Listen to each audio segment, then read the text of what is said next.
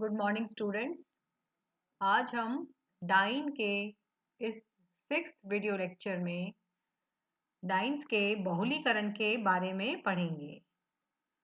जो एल्कीन की तरह सेम डाइन भी बहुलीकृत हो जाते हैं, परंतु सामान्य एल्कीन के बहुलकों की तुलना में जो डाइन्स हैं उनके पॉलीमर्स ज़्यादा कॉम्प्लिकेटेड होते हैं। डाइन्स में बहुलीकरण में क्योंकि एक मोनोमर जो है वो दूसरे मोनोमर के साथ 1,2 या 1,4 योग होता है, क्योंकि जैसे कि आप इस रिएक्शन में पढ़ चुके हैं कि यहाँ पर एराइलिक बॉन्ड की वजह से 1,2 या 1,4 योग होता है। तो इसलिए यहाँ पर बनने वाला पॉलीमर ज़्यादा कॉम्प्लिकेटेड होता है।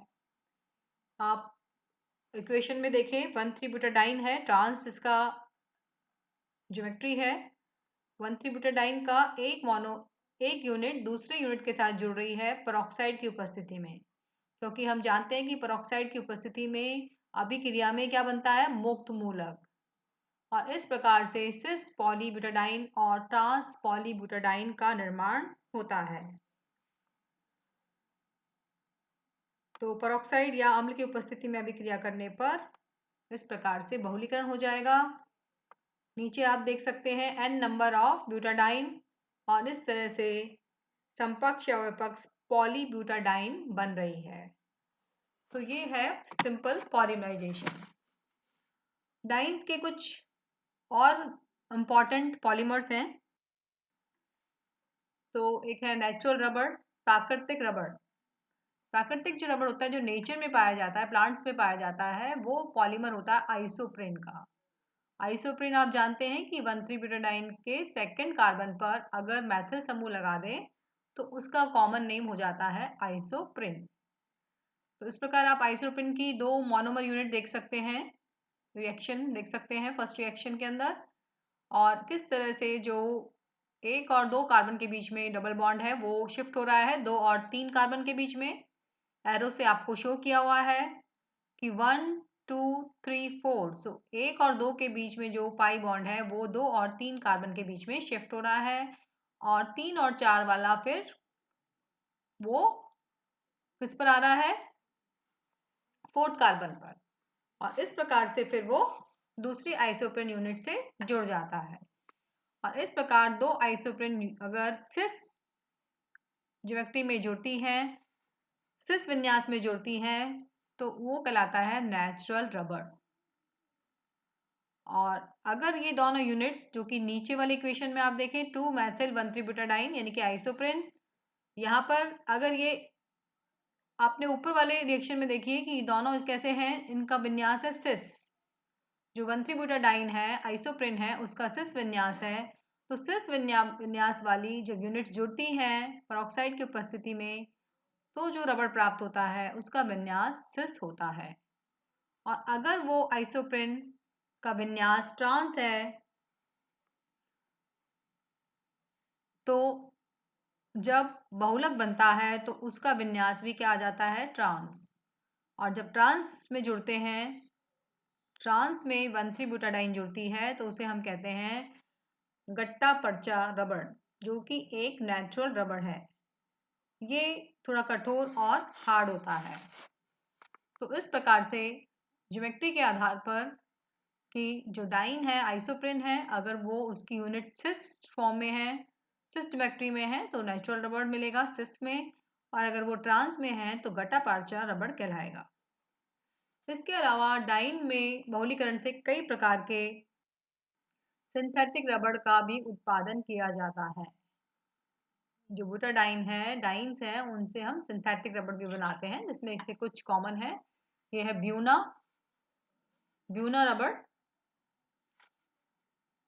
1,3-ब्यूटाडाइन को जब हम सोडियम की उपस्थिति में बहुलीकरण करते हैं तो हमें मिलता है ब्यूना रबड़।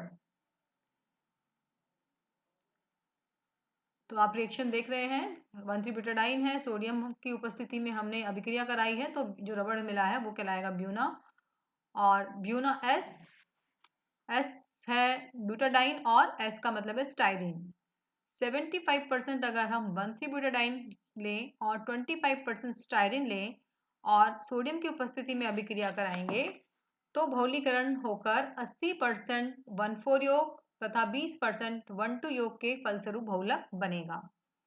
नीचे वाले रिएक्शन में देखिए ब्यूटाडाइन लिखी हुई है, वो 75% हम लेंगे, 25% हम स्टायरिन लेंगे और सोडियम की उपस्थिति में अभिक्रिया करा दी जाएगी। और इस प्रकार से नीचे आप बहुलक देख रहे हैं। आपको सिर्फ फर्स्ट यूनिट को सेकेंड यूनिट से जोड़ना है। जो बॉन्ड होता है उसको हमें 1 और 2 कार्बन के बीच के बॉन्ड को 2 और 3 कार्बन के बीच में ऐड करना होता है, उसको शिफ्ट कर देते हैं। और इस प्रकार से दोनों यूनिट को जोड़ दीजिए और इस तरह से सिंपली टर्मिनल कार्बन एटम को जोड़ देंगे हम और पाई बॉन्ड को शिफ्ट कर देंगे तो सिंपल आपको रबड़ की प्राप्ति हो जाएगी। ब्यूना एन, ब्यूना मतलब 1,3-ब्यूटाडाइन और एन मतलब नाइट्राइल।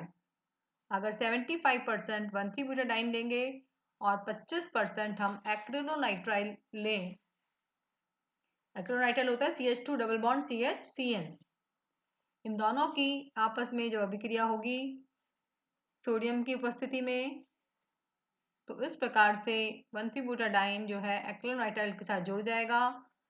एक्रिलोनाइट्राइल के दोनों साइड पर, दोनों टर्मिनल पर हम क्या जोड़ देंगे, कार्बन के टर्मिनल पर 1,3-ब्यूटाडाइन और इस प्रकार से आपको जो रबड़ प्राप्त होगा वो कहलाएगा ब्यूना एन।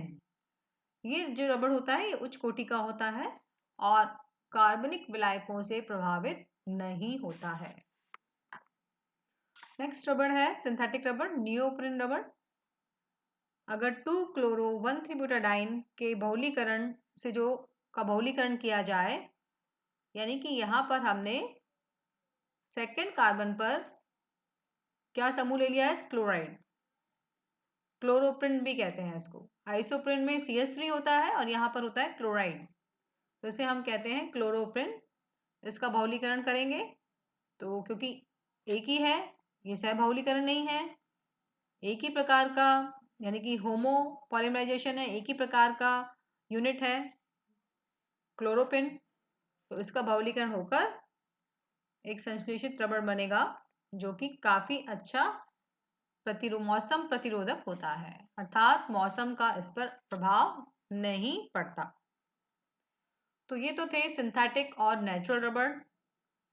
और अब हम पढ़ेंगे इसका लास्ट पार्ट, दैट इज 1,3-ब्यूटाडाइन का बल्कनाइजेशन ऑफ रबड़, रबड़ का बल्कनीकरण। ऐसा हम क्यों करते हैं, जो सिंथेटिक रबड़ हमने अभी पढ़ा और जो नेचुरल रबड़ हमने पढ़ा उनकी एक लिमिट तक ही इलास्टिसिटी होती है, अर्थात खींचने की क्षमता होती है। तो अगर हम रबड़ का बल्कनीकरण कर देते हैं तो उसकी इलास्टिसिटी को हम बढ़ा सकते हैं। तो इसलिए जो रबड़ होता है, चाहे वो नेचुरल हो या सिंथेटिक हो, उसको अगर हम सल्फर के साथ गर्म करेंगे, नेचुरली जो नेचुरल रबड़ है उसको तो हम चेंज नहीं कर सकते, तो सिंथेटिक रबड़ का जब सिंथेसिस किया जाता है तो उसके साथ साथ सल्फर भी ले लिया जाता है। सल्फर के साथ जब हम गर्म करते हैं तो निकटवर्ती आइसोप्रिन के बहुलकों की श्रृंखला आपस में सक्रिय एलिल स्थिति पर सल्फर द्वारा सहसंयोजक बंध से जुड़ जाती हैं। यानी कि जो भी 1,3-ब्यूटाडाइन है, आइसोप्रिन है, उसकी जो यूनिट्स हैं उसमें जो एक्टिव एलिलिक पोजीशन है वहां पर सल्फर बॉन्ड बन जाता है। एक आइसोप्रिन की यूनिट दूसरे आइसोप्रिन की यूनिट से कौन कौन से कार्बन से जुड़ेगी, जहां पर एलाइलिक बॉन्ड होगा, जहां पे एलाइलिक एक्टिव साइट्स होगी, तो वहां पर उन दोनों के बीच में सल्फर बॉन्ड जुड़ जाता है और एक ब्रिज बन जाता है। इस प्रकार एक जो मोनोमर श्रृंखला है दूसरी श्रृंखला के सापेक्ष उनका विचलन या मूवमेंट संभव हो जाता है और इससे रबड़ में इलास्टिसिटी बढ़ जाती है, वो कठोर हो जाता है और मजबूती भी बढ़ जाती है, अर्थात उसको खींचने पर वो टूटेगा नहीं। चलिए हम इसको रिएक्शन में देखते हैं, एलाइलिक पोजीशन दिखाते हैं आपको। ये देखिए सबसे ऊपर, ये जो रबड़ है हमारा आइसोप्रिन से बनाया हुआ ब्यूना जो रबड़ है, जिसे हम सिंपल ब्यूना रबड़ कहते हैं, जो आपने अभी सिंथेटिक रबड़ में पढ़ा था, ब्यूना। तो आइसोप्रिन हमने लिया है